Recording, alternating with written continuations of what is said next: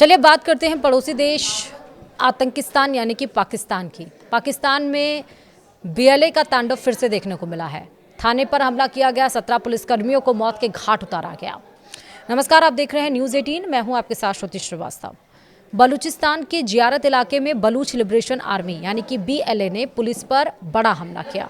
शुरुआती रिपोर्ट्स के मुताबिक 17 पुलिसकर्मियों की मौत हो गई, कई अन्य घायल हो गए और करीब 15 पुलिसकर्मी लापता या बंधक बनाए जाने की खबर भी है।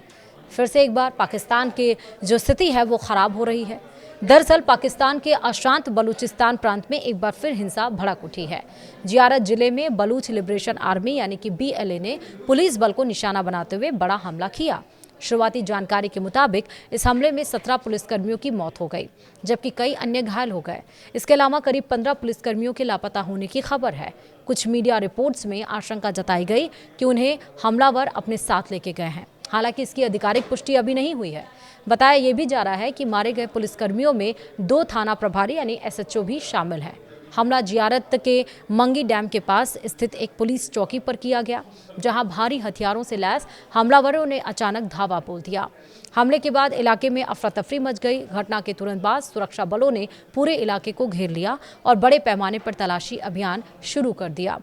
लापता पुलिसकर्मियों का पता लगाने और हमलावरों की तलाश के लिए अतिरिक्त सुरक्षा बल भी तैनात किए गए। इस बीच बलूच लिबरेशन आर्मी ने इस हमले की जिम्मेदारी लेने का दावा किया। संगठन का कहना है कि उसने मंगी डैम के पास पुलिस चौकी को निशाना बनाया था। हमले में शहीद हुए पुलिसकर्मियों के शवों को पोस्टमार्टम के बाद उनके पैतृक गांव और शहरों में अंतिम संस्कार के लिए भेजा जा रहा। इस हमले के बाद बलूचिस्तान में सुरक्षा व्यवस्था को लेकर एक बार फिर से गंभीर सवाल खड़े हो गए हैं। अब आपको ये जानना जरूरी है कि महीने भर में कितने हमले हुए हैं। पिछले लगभग 1 महीने में पाकिस्तान के बलूचिस्तान प्रांत में बलूच लिबरेशन आर्मी ने कई बड़े हमलों को अंजाम दिया। पुलिस चौकी पर हमले से पहले बीएलए ने जियारत में ही 2 सैन्य शिविरों पर हमला करने का दावा किया था। 27 से 28 जून को हुए इस हमले में कई सुरक्षाकर्मी मारे गए थे, जबकि संगठन ने शिविरों को कब्जा कर हथियार लूटने का भी दावा किया था। इसके अलावा 3 से 4 जुलाई को ग्वादर के जिवानी में कोस्ट गार्ड कैंप पर आत्मघाती हमला किया गया था। बीएलए की मजीद ब्रिगेड ने विस्फोटकों से भरे वाहन के जरिए कोस्ट गार्ड कैंप को निशाना बनाया। बीएलए ने दावा किया कि इस हमले में 30 से अधिक पुलिस सुरक्षाकर्मी मारे गए।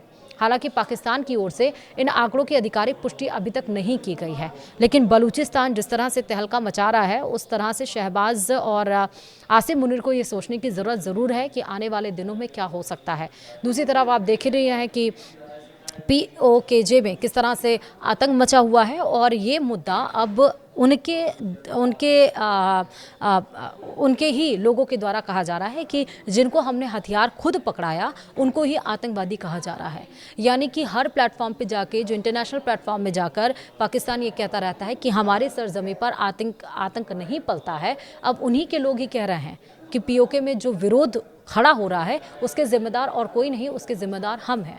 हमने सोचा था कि भारत के खिलाफ हम इनके हाथों में हथियार देंगे, लेकिन नहीं पता था कि वो इसका इस्तेमाल हमारे खिलाफ करेंगे। दूसरी तरफ ये कि अब चीन के साथ अब साफ तौर पर ये अमेरिका ने भी मान लिया है कि पाकिस्तान सिर्फ और सिर्फ कठपुतली है चाइना का। चाइना ने पहले ही आर्थिक बोझ के दले पाकिस्तान को दबा रखा है, अब एक बार फिर से उसकी शरण में चला गया है।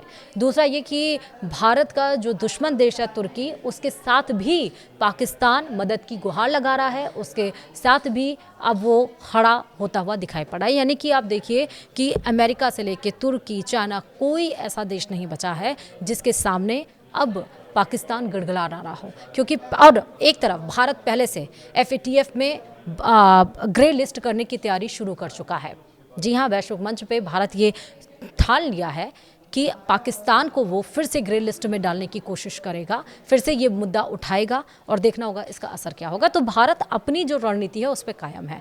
और दूसरा, सिंधु जल समझौते को लेकर तो अभी भी अडिग है भारत कि वो सिंधु जल समझौते से पीछे नहीं हटेगा जब तक पाकिस्तान अपनी हरकतों से बाज नहीं आएगा।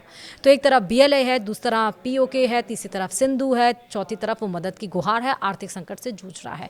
परिस्थितियां इस समय विडम्ब हैं, परिस्थितियां इस समय आउट ऑफ कंट्रोल हैं पाकिस्तान के, और लोग, आवाम उनकी सड़कों पर है, सरकार और सेना के खिलाफ आवाज़ बुलंद किए हुए हैं।